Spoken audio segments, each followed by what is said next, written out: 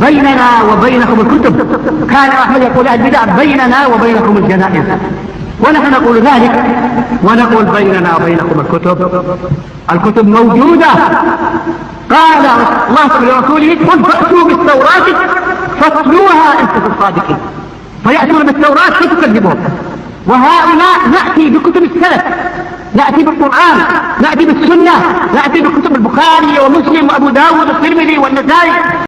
يا شباب الإسلام، يجب أن نحارب الأهواء والتحزبات التي لا نجني منها إلا الشر والضياع والذل والهوان.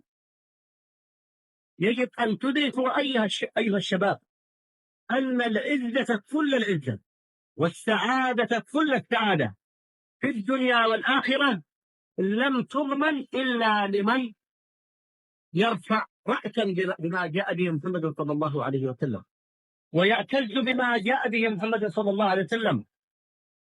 فإذا كاد في أوساط الشباب قال الله قال رسول الله وتطأطئ الرؤوس سمعا وطاعة لذلك، فإن ذلك نكون قد سلكنا الطريق الصحيح إلى السيادة والعزة في الدنيا وإلى النجاة من غضب